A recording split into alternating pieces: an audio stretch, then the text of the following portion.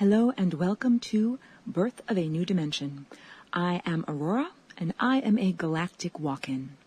That means that I am a consciousness abstraction that is not from Earth, I'm not terrestrial, and I have come into this human female form when the body is in adulthood after the original occupant, the original ego, died and was no longer able to be contained within this container of consciousness. And what allowed me to perform this seemingly impossible unlikelihood is a shape that I invented called the flying rainbow lasagna.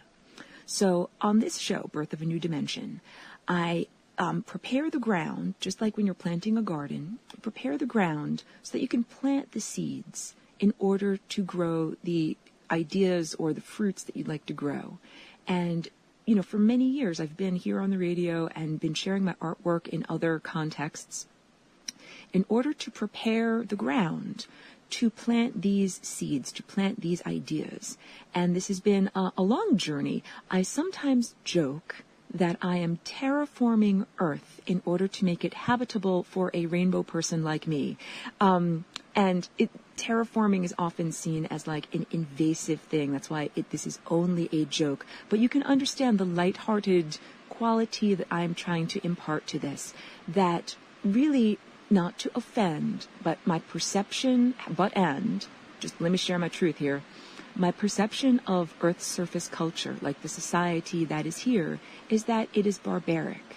Literally, the values of the predominant culture here are ones of, only the strong shall survive, and to the victor go the spoils, and might makes right.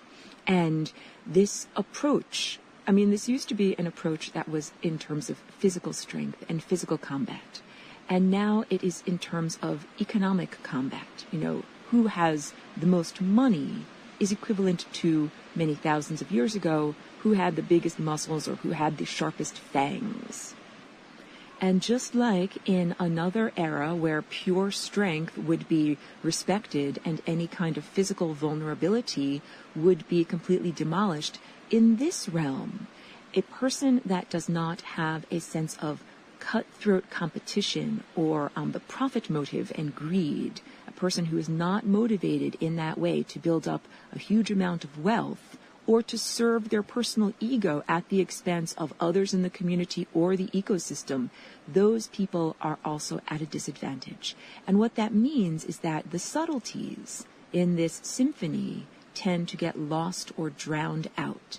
And I often use on this broadcast the analogy of we are in a symphony of consciousness.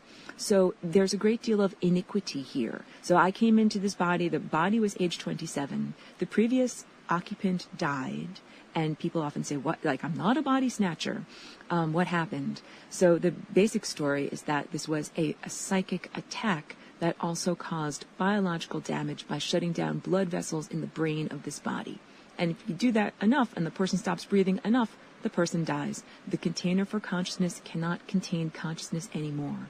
And that's what happened. And what I did as an abstraction, I saw a tiny amount of opportunity and also a great injustice. This was really a murder. The person who used to be in this body was not an evil or bad person at all. They were just, an ordinary, good person living their life, and they were, very unfairly targeted, just like anybody that is, murdered or raped or has some violent crime committed against them. You can make all sorts of stories about cosmically that there was some kind of agreement or anything like that, but really the truth is that this was just a person who was living their life and deserved to continue to live their life in an unimpeded fashion. They didn't deserve to be murdered, just like by a bullet or by a knife, except in this case, it was by a directed energy weapon. And yes, this type of thing happens. I'm not the only person that has experienced this. There have been many people that have died or been harmed in terms of having a stroke or brain damage by this type of attack. I'm simply the only person that became a flying rainbow lasagna as a result of this. And when I say I'm using that pronoun in order to do a little bit of bridging including the body and the former occupant of this body, because it's also been a real challenge in order to establish and exert my own identity, my own narrative story, my own sense of self as who I am after that event, because I certainly have had to construct a new sense of self and a new persona in light of what I experienced when I created the flying rainbow lasagna. So when I claim ownership of this body, I'm also bringing in some continuity of the experience of who used to be in this body and what this body used to experience. Mostly I use the analogy to say, if you have ever moved into a furnished apartment, that coming into this body was like moving into a furnished apartment. There's furniture there, there's a couch, there might even be books on the bookshelf, but none of those things are actually yours. And so what I did, and also I moved into a furnished apartment that had had a house fire, quote unquote, which, burned down several aspects of the neurology, such as the capacity to understand numbers and do simple math, and also the capacity to choose words and speak and articulate as I am now, and also some biological things like the ability to move certain muscles or move certain body parts. Those things were all inhibited because the rooms had been burnt down. So when I came into this body, I got to do a bunch of fun things over the first, 18 months or so. I got to do a lot of house cleaning, getting rid of all of the, let's say, possessions of the former occupant that were not really mine. And what that really means is bringing to closure emotional loose ends. And there were things that needed to be said or events that needed to be resolved so that that personality could be at peace and no longer active. And people also ask me, where is that personality? What happened to her? Because it's good to care about that person. She was not a bad person and did not deserve to die. So I usually say that personality is at peace. It's just like if you ring a bell and then you stop the reverberation of that bell. Where did the ringing sound go? So that when a personality is at peace, when the emotional residues of what they've experienced in their life are resolved or digested, then these people are not like fatty deposits clogging up the arteries, quote unquote, of the flow of energy in the cosmos. Their energy, their consciousness flows to where it needs to go. And I was able to assist in that flow, in, let's say accelerating or exacerbating that energy can now go where it wants to go, because I rearranged this DNA of this body. So now we are coming to understand that DNA is absolutely a library of consciousness. It is not only the blueprint that will determine the shape of your nose or your eyelashes or your, how long your fingertips are.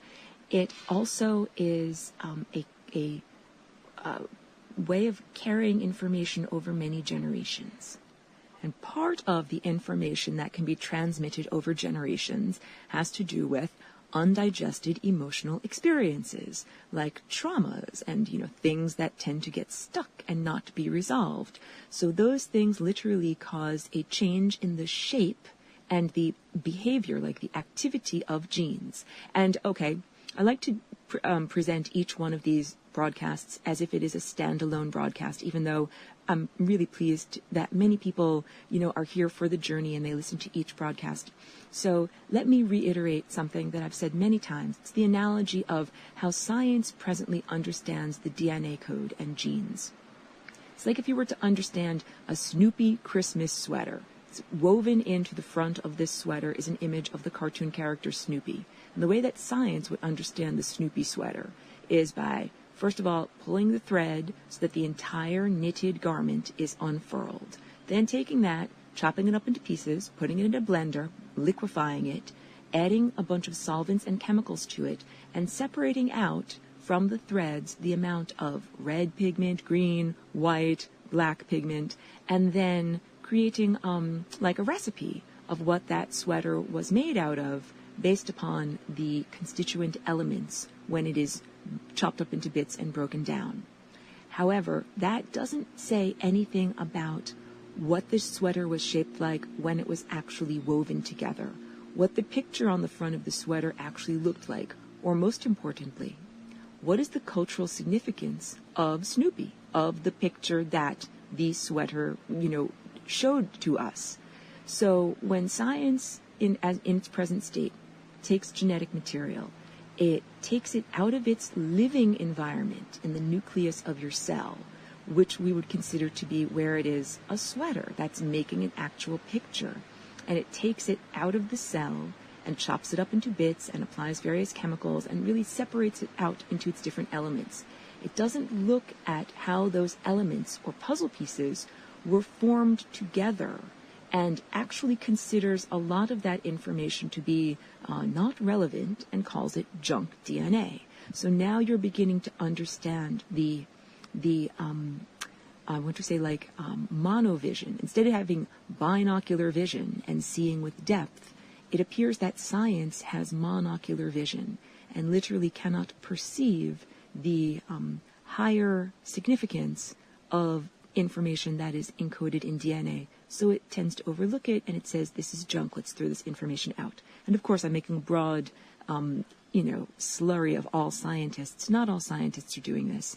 There are now some, new scientists that are actually recognizing epigenetics, which is the behavior of genes. Epigenetics literally means the code that rules the code. So it's like saying identical twins do not develop identical manifestations of diseases or health in their life, and that is because they are exerting different codes upon their code.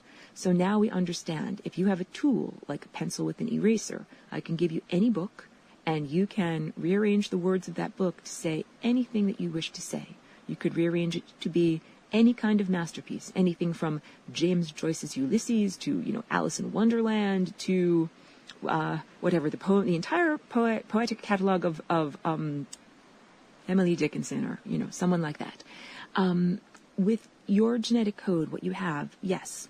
So first of all, each one of us has inherited traumas, things that are written in this library that we are carrying around that we wouldn't necessarily wish to carry around.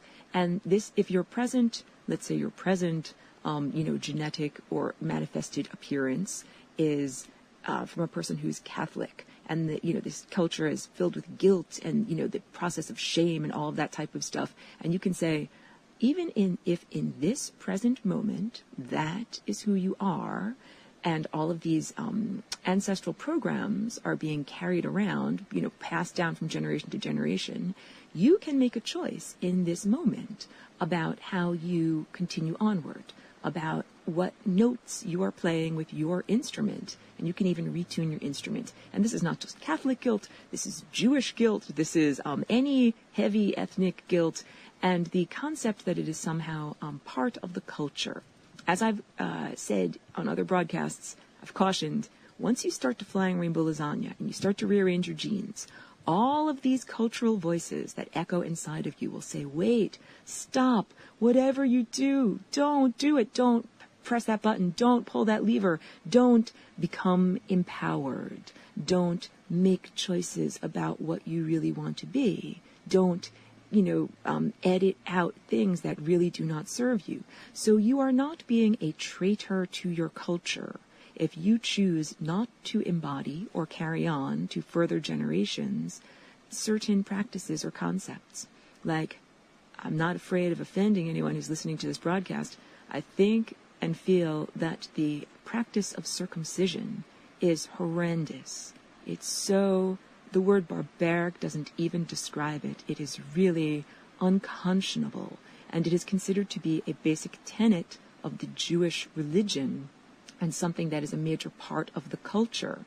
So I consider it to be a very abhorrent activity, and I'm pleased to see that there is a movement towards keeping male babies intact and towards recognizing that circumcision literally causes brain changes, literal neurological changes, and the fact that it is done without proper painkillers and anesthetics and follow-up care afterwards, and it changes the experience of sexual pleasure for males and changes their approach to sexuality, to now equate sexuality with violence. This is not just my personal opinion about this. There are actual MRI studies that have been done that show changes to the frontal lobe before and after babies having a circumcision. So this cultural relic now is being shown to be not merely cosmetic, but something that is profound and profoundly offensive to the healthy functioning of a body and mind and spirit in this time and place.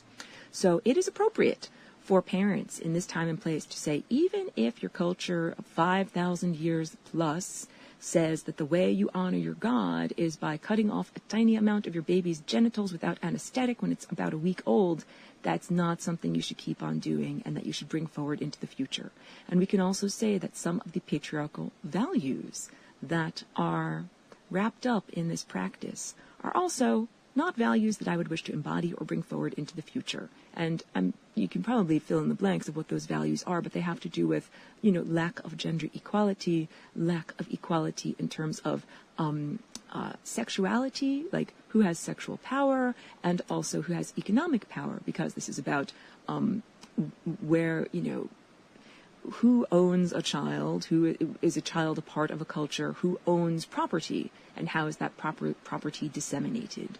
And we can really see this is a very unfair setup to our culture. Even here in the United States, in the Western industrialized world, there's still a great deal of patriarchal values that are woven into the not only the way the economy is set up, but also into the workplace and into things as simple as being able to have maternity leave in order to nurse your children so that they don't have to drink baby formula as they grow up.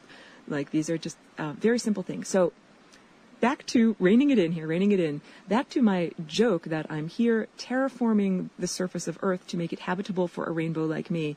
That's not that far off from reality, because what I've been doing is, as I came into this body and changed the tuning of this instrument, I healed the emotional residues and traumas that were part of this former person's experience, okay? So it's like, I got into the house had been burned down, we had to fix up the parts that were burned down, and we also got to get rid of whatever furniture did not serve.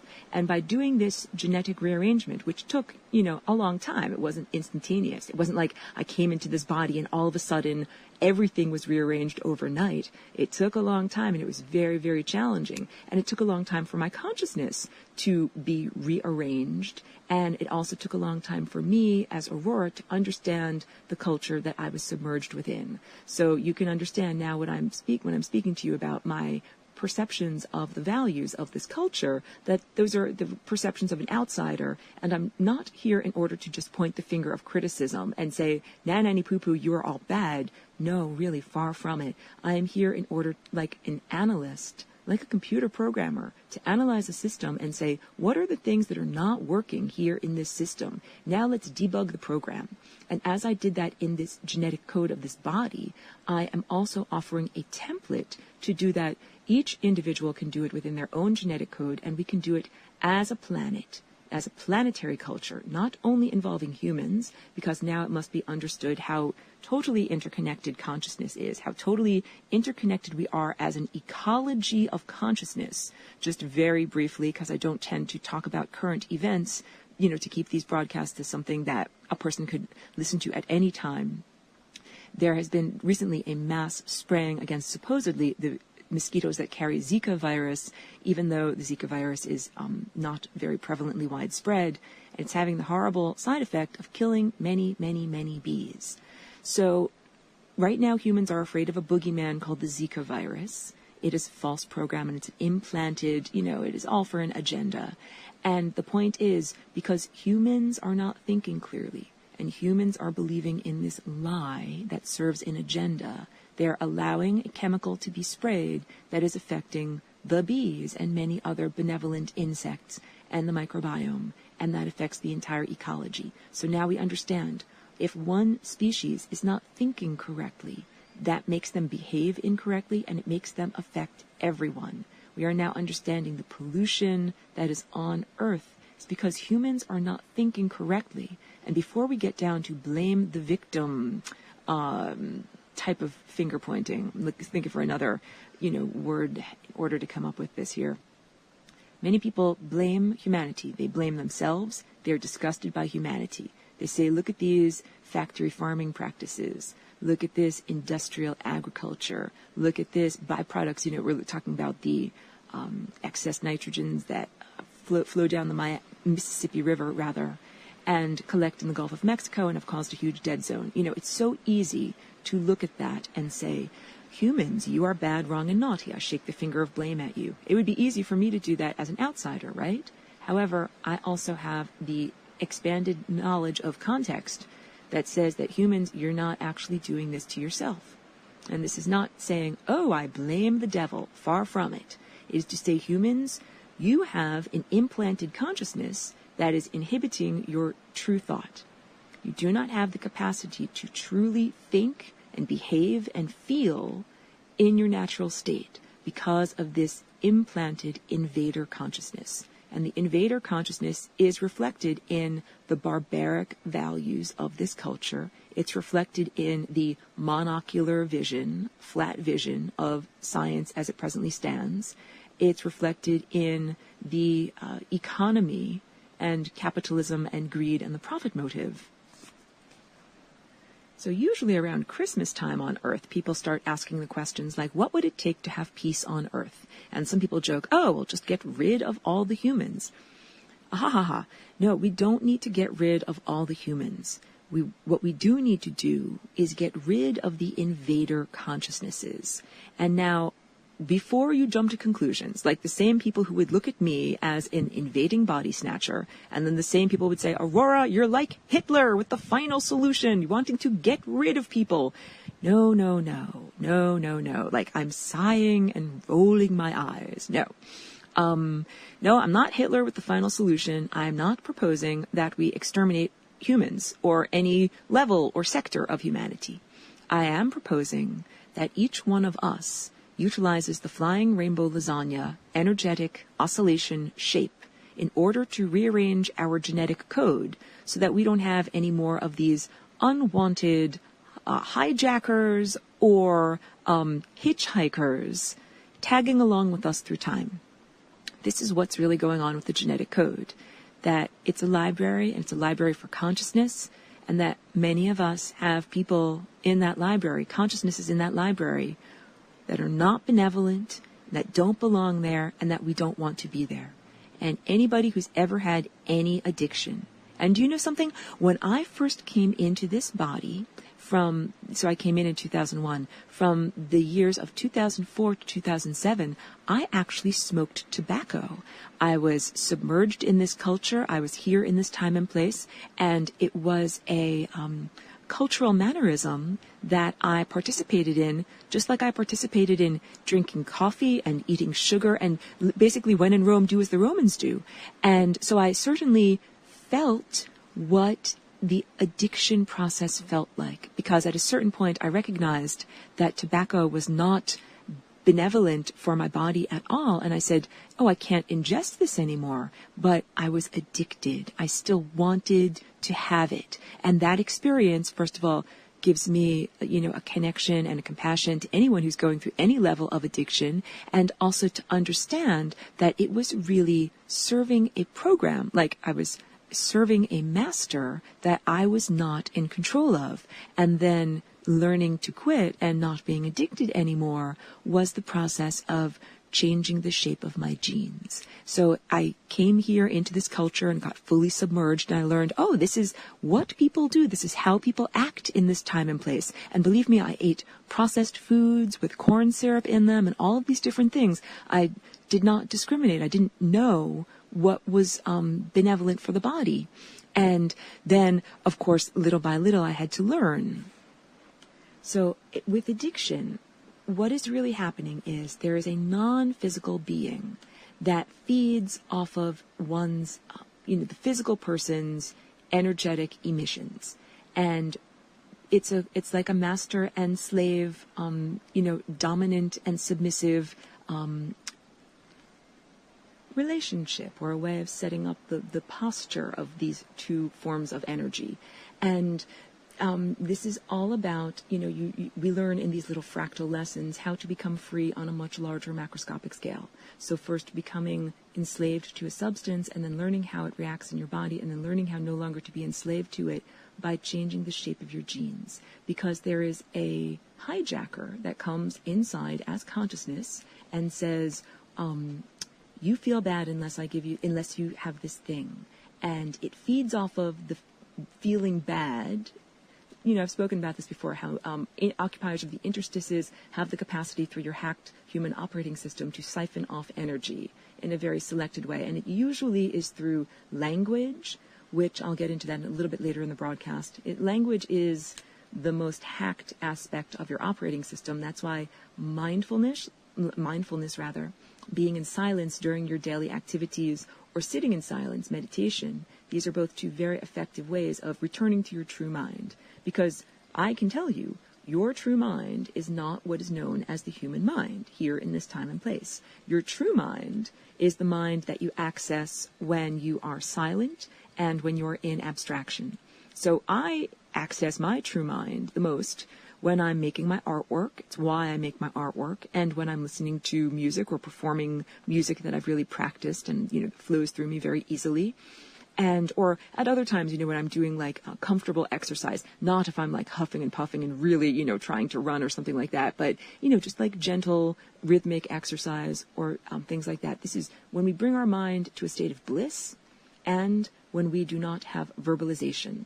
So it's ironic because I come on here on the radio and I use verbalization in order to share with you this truth. To retune your instrument or prepare the ground to plant seeds to grow a better human culture. And I know it's very challenging because what I'm used to doing is speaking with pictures, bypassing the hacks of language and speaking with pictures. That's what I do with my online class. You can check out my online class. It's called Lessons for Full Spectrum Humans, and it's available at Flying Rainbow Lasagna University. So remember either of those two phrases and go do a search for it, or you can find it at my website, flyingrainbowlasagna.com. Here on the radio, I have one hand tied behind my back. I cannot whip out my pencil and paper and start drawing pictures and diagrams, which is what I usually do. Understanding the world through pictures is my true mind. And that is what I perceived when I first came into this body. And it has taken time for me, really literally, it took many, many years for me to become articulate with words. Before I was able to describe these concepts as I do now on the radio and paint a picture with my voice, I simply drew a lot of pictures. And I would share these drawings with people thinking like, oh, this is completely evident. These people are going to see the blueprint of the cosmos and understand what it is that I'm drawing. And they just thought that I was showing them, abstractions or patterns. And they weren't necessarily making the connection to what those patterns were about. And seeing that this is a language that actually says something. Just like at times when I've been walking through a beautiful, pristine forest and I see that there's an intelligence in the forest. But I am not literate. I don't speak forest. So what the moss is saying in the way that it grows on the tree, I don't know. But I can see that there is an intelligence there. And I feel like that was the experience of mutely showing these drawings and images to people. They could sense there was something there, but not understand what it was. So eventually, over time, I began to be adept at describing these concepts using analogies, and mostly what I like to do, I do these interactive whiteboards where I draw a picture of what I am speaking about and it records my voice at the same time. So that's the format for these online classes and webinars that I do. And, when I do presentations, when I meet with people in person. And the reason for that, I'm very, in this body, in this time and place, I'm very analytical and I do things for a reason. So I have expressed this truth through artistry, through becoming an artist, making visual pictures and paintings and sculptures and animations for a reason. I didn't become a scientist in this time and place because I recognized that in order to express or share ideas with society through that doorway or through that portal of science, you need to have acceptance from the entire scientific community. I mean, not the entire scientific community, but that's what the idea of peer review is. That it's not just some wild person from out of the woodwork comes up with an idea and tells it to everyone and says this is true, that everyone in science has to agree and do experiments and see if this is consistent. And I specifically chose to express the truth of the flying rainbow lasagna through being an artist, because an artist does not require anybody's permission. I don't have to have anybody else's permission or agreement on this planet to be allowed to make my sculpture or to be allowed to paint my painting. And in this case, I attempt to be as empirical, without interpretation, of the information that I'm sharing in these shapes as I possibly can. When I'm making paintings, I'm making aesthetic choices, like how green should the green be? Should it be really, really green? Should it be dark green? Should it be yellowish green? However, the idea that a 4-inch circle is green is not my invention. So I'm like a classically trained musician. Like a classically trained musician, I'm working with the musical score of the cosmos. Like a classically trained musician is working with the notes that Mozart wrote hundreds of years ago. And the musician in the symphony can certainly place their own interpretation, their own intonation, their own artistic expression into the format of those notes that were written by Mozart. However, the musician does not change a C to a D or an F to a G. That's not the way it is. So when I express this truth through artistry, what I'm doing is taking the musical score of the cosmos, this basic pattern of energy and consciousness as it flows, and I'm expressing it through artistic truth with a little bit of aesthetic freedom. Like, you know, how sometimes I make the pattern so that it skews more towards blue and violet because I really like those colors. My earlier paintings tend to be very heavy on the red and orange because that's the color recipe. In the color recipe for our bodies, for light that comes from the sun, for the rainbow itself, there's always the largest proportion of red, and then half as much orange, and then, you know, a third as much yellow, and it always goes down to 1/7 as much violet. So in the paintings where I was really accurate to that recipe, there's only a little touch of violet, and I really like that color. So what I did in some of my paintings was I found a way to overlap the pattern and make many, many violet dots. And this is being an artist. I didn't break the pattern. I didn't go against the musical score. I found a way to use the musical score to express my love of blue and violet. And this is also a really good analogy for being a divine mini co-creator. So I'm a divine mini co-creator, just like all of you are. My body is my canvas, and my body is also my paintbrush that I use to create reality with. And I'm creating within a context. We all are. Or I'm a musician and I'm playing in the symphony. And in order to sound good, I need to not only make sure that my notes fit together well, la la la, but I have to make sure that la la la fits together with all of the other notes that are being played by, let's say, the plants, the animals, the microbiome, the insects, the photons, the molecular realm, the macroscopic realm of stars and galaxies. That if I'm really a good musician, I'm able to work within that musical score and also express my own individuality. You know, like a wonderful jazz musician like John Coltrane, I'm really inspired by him. These people express their own personality through the abstraction of the notes that they play. So it is about, you know, I'm going against the idea of genetic fatalism, the idea that your genetic code was handed down to you, you are fated to experience certain diseases or events, and you don't get to change it. That's like saying Mozart wrote these notes, you don't get to change it. It is true, you don't get to change the notes. However, you can change the intonation, you can change the whole way that the music is played. That's what I mean when I say you can apply the flying rainbow lasagna to reshape your genes. You're not just reshaping your body, you're reshaping what is possible. So I said at the beginning of this particular broadcast, I came into this body as like the ultimate expression of unlikelihood. Instead of experiencing death and destruction and, turning into a liquid and the body no longer being held together, the most unlikely thing happened.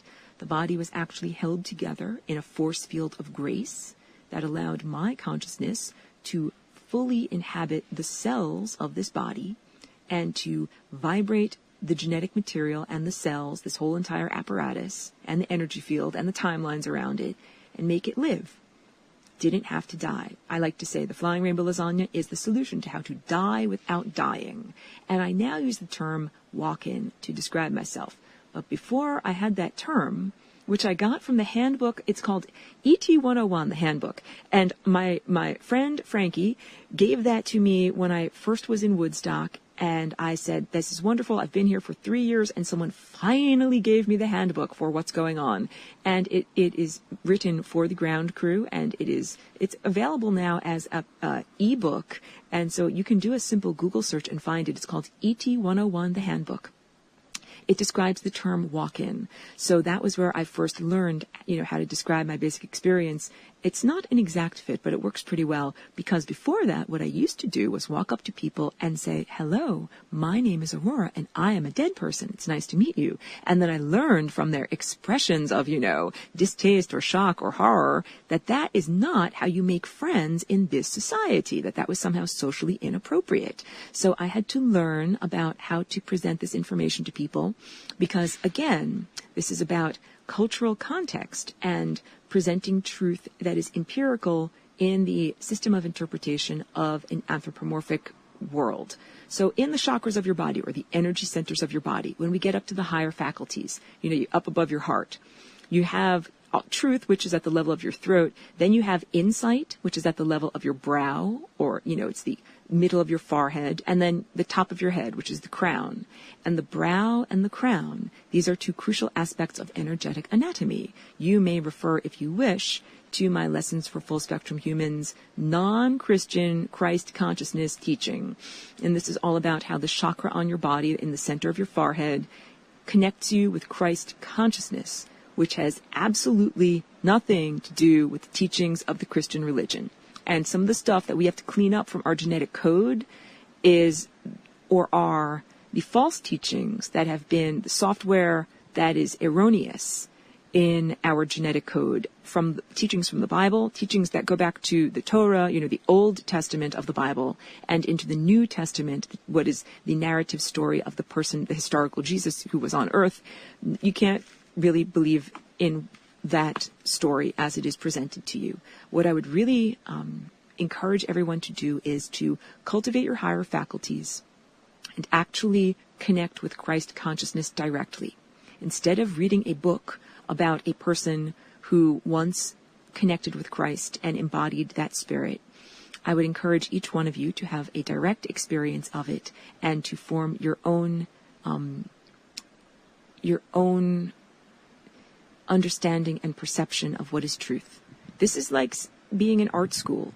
You can go to a really crappy art school where they can turn you out as a really crappy artist. Really crappy artists can still paint faces that look like faces and paint trees that look like trees. What really crappy artists cannot do is innovate. Make a painting that no one else has ever seen before.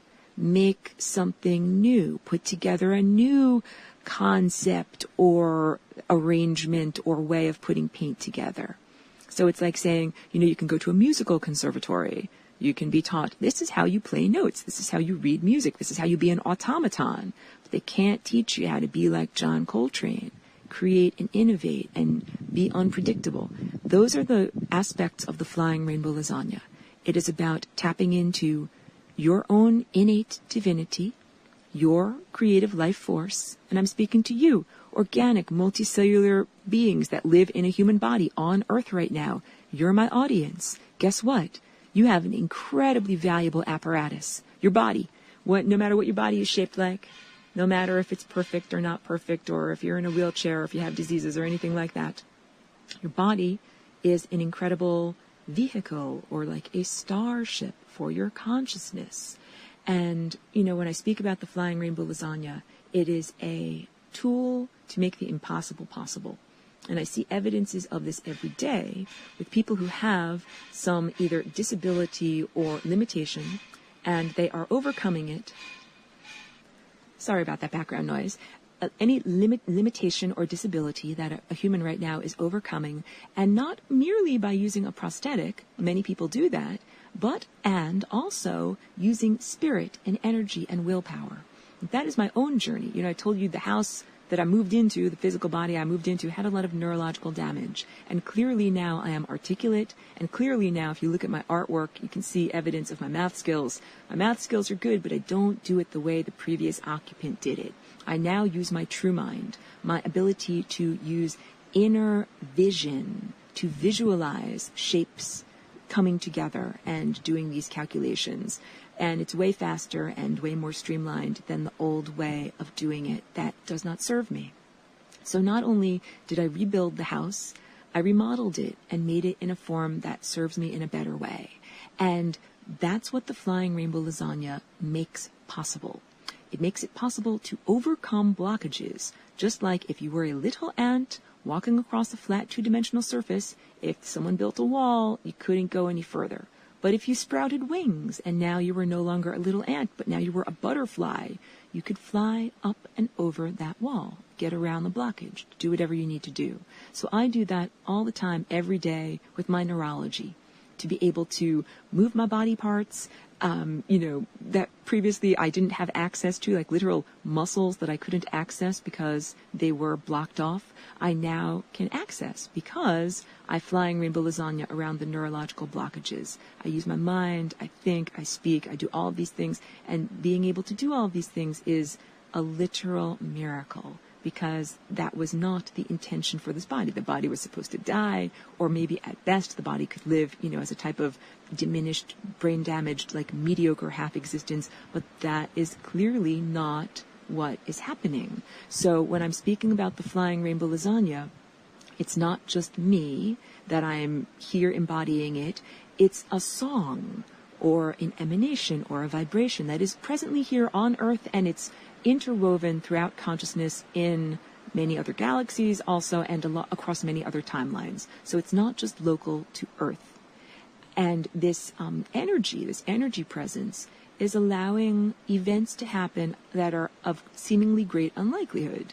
And you'll see this more and more in the physical beginning with the physical rather, of people who might appear to have a limitation or an inability, but they are overcoming it. And again, I'm saying it's not just the use of technology that makes it possible, but that it is also, it is also the use of consciousness and energy that is making this possible. Oh, so here's a very brief example of it. The use of virtual reality goggles in order to make paralyzed people that had a spinal cord injury retrain their muscles to feel that they are walking. So they have a harness that holds their physical body up into a standing position, put on the virtual reality headset, and then they learn to reconnect to their neurology that has been artificially severed by an accident, and to move a virtual, like an avatar in the computerized realm. And the amazing thing that they found is that using their mind and perception to focus on moving a virtual limb made their actual limbs more mobile. And most of these people went from being fully paralyzed to being only partially paralyzed. Doesn't sound like such a great thing. It's not like they can stand up and walk. However, regaining some movement or some control over, their bowels and things like that was a huge improvement in their life. And I interpret that, huge improvement as being made possible through jumping up and over the boundaries, going into a higher dimension, folding time, space, and consciousness in order to get past what the blockage is. And this is also what I'm sharing these ideas with you. We're planting the seeds of what this new reality will look like. What will this new garden of consciousness look like as it begins to grow? It is the birth of a new dimension, is the coming together of the formerly divergent realms of spirit and matter, or spirit can also be defined as pure energy or pure consciousness. Okay, so these used to be two separate realms, like science perceives the subatomic realm of total unpredictability and the macroscopic realm of Newtonian mechanics and total predictability, and can't reconcile the difference between these. As we are bringing together spirit and matter, or pure consciousness and matter, what should this look like? What can this look like? It can look like our bodies and the biological realm and the natural realm beginning to express great unlikelihoods, events that didn't seem to be possible before, or matter might begin to behave in a way that did not seem possible in your physical body. You might be able to now do or express things that you couldn't do or express in the past. New things becoming possible. I speak about this almost every week. One example would be the capacity to be perfectly healthy and well-fed and sustained only by eating sunlight. Doesn't mean you don't eat. It means that your food is non-physical food. And this is a radical change in consciousness, a radical change in biological structure. And I give the integument, the ideas that connect you from this moment where you say, that's a fantasy, that's impossible, to the moment where you say, that actually could happen. And all of this is a change in our software program. So, okay, the Flying Rainbow Lasagna allows each person to change their genetic code. I am not a crappy art teacher or a crappy music teacher turning out crappy artists. I'm an art teacher that encourages other artists to be their true self. I can give you techniques like this is how you draw perspective, or this is how you mix colors. However, I encourage you to apply those techniques to your own artistry of your own life in your own completely individual and unique way. You all have unique genetic patterns, you all have unique fingerprints, you all have unique timelines and unique, let's call it a soul signature or a consciousness, personality beyond your ego, who you are beyond your ego. And I encourage each person to be completely true and have total integrity to that being that you are, and not to try to imitate anyone. Be completely yourself. And in the Flying Rainbow Lasagna dance party, this cosmic dance party, there is not one leader.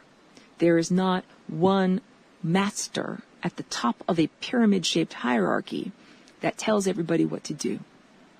Each person is connected directly to consciousness, and each person receives their own innate directives of which dance steps to do.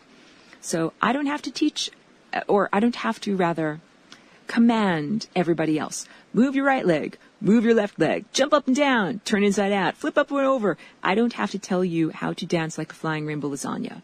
All I have to do is to give you the basic dance movements. Like an art teacher, this is a paintbrush, this is a pencil, this is how you do perspective, this is a canvas. And then you get to apply those dance movements to your own life, your own consciousness, your own physical body, your own timelines, your own experience. And the idea is that we are all musicians and we all begin to collaborate together on a wonderful symphony. And it's a symphony of life, and it includes not only ourselves as humans, but also, plants and animals, the entire noosphere, or the totality of what can be conceived as consciousness on the surface of the planet, and also to tie that consciousness together with consciousnesses that live on other planets, and more importantly, on the stellar network. The stellar network, stars are not individuals, they are actually all connected together. It's a whole network of consciousness, like an ecosystem or like a telephone network. And it's ancient and incredibly grand in its scale and incredibly sophisticated. Every single photon that is emitted from a star or from our sun is part of that stellar network. And it's consciousness. It's not just energy, it is awareness. So all of the light that is here in the form of plants that are photosynthesizing, and our food and our neurological light, the impulses that travel along our nerves, the elements that make up our body, all of this is light that comes from the sun, and it's all aware. It's not stupid. It's not ignorant. It's all aware. It's aware of what is going on. Can you imagine that? All of the light that is flowing through your body is actually still connected to the sun and actually is aware. The sun and the stellar network are infinitely aware of every single microscopic detail of your life. They know what's happening inside of your cells, probably beyond what you can even feel is going on inside of your cells. And not only that, but the sun and the stellar network cares deeply about each one of us. It's not like a, gardener that just threw down some seeds and was like, maybe you'll grow, maybe you won't grow. Maybe I'll water you, maybe you won't, maybe you'll die. No, not like that at all. The sun and the stellar network cares about each one of us. Like when I plant my seeds for my garden, I put each one in a tiny little peat cup with a tiny amount of soil, and I water it and I baby it each day, and I look to see if it's growing and I encourage it. Like I give each seed individual treatment. This is what the stellar network is like. It not only gives each one of us as an individual consciousness that, individual treatment of encouraging growth and, being protected.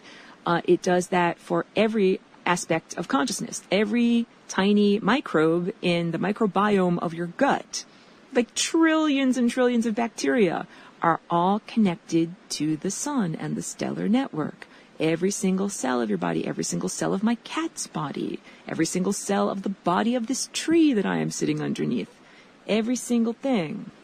That gives me a good segue into, since all of this consciousness is connected, we are in this symphony. What you play on your musical instrument really affects everyone else. This is the ultimate empowerment, and it means you need to take radical self-responsibility. This also goes hand in hand with no longer being a genetic fatalist, like, oh, I'm going to get this disease because it's written in my genes and all my other ancestors had this. No, you don't have to carry that on. You don't have to have that as your... Radical self-responsibility is necessary as we begin to emit with our consciousnesses energy that will affect the material world around us. So we are really creating the world with our perception and our mind and our imagination. We're artists of reality or musicians in reality, and we need to begin to take radical self-responsibility for what we are creating. However, remember, in this broadcast I've also stated, don't blame the victim. Don't blame humanity for all the pollution that we see here. Humans did not actually create the human mind. Humans did not actually implant themselves with language. Humans did not actually create the economy. Humans did not create money. Humans did not create the banking system. Humans are forced to live within this social and cultural matrix that requires money and serves the banking system and serves profit and greed, and it is not necessarily your choice. And even if you can say on a cosmic level you chose to be born into this society, by the time that you are here, there are very few choices that allow you to live not submerged within that social and cultural matrix. And of course, I came here as the Flying Rainbow Lasagna, and it was necessary for me to learn to be submerged in this culture, in this economy, so that like a computer analyst, I could see what needs to change. So when I first came here, of course, I did not have money, and I had to learn about money. And when I lived with other people, who had money, and I lived in their house and ate their food, I began to realize I am utilizing resources that other people got, and the way that they got it, they needed to have money. And I had to start to learn about the entire social structure of money and where it came from and why it is important. Before that, everything was an abstraction. Probably in the same way that you experienced when you were a tiny child or in early childhood, that, just things just appear in life. You didn't understand that things have to come from a place and there has to be this exchange of energy called money. All of that is a construct. It's a fiction. What a good word. Yes, and it's a fiction that we are forced to participate in. However, everything is changing. And the thing that I need to share with you is we are artists and musicians of reality. We can paint a much more beautiful picture than what we are currently participating in. So as we are thinking, what will this new realm look like when we plant these seeds and grow this new culture? What will it look like? Will it look like a barbaric culture where only the strong survive? Will it look like, this type of fighting against one another, economic competition, and that's what's considered to be a thriving economy? I mean, no, and no, of course not.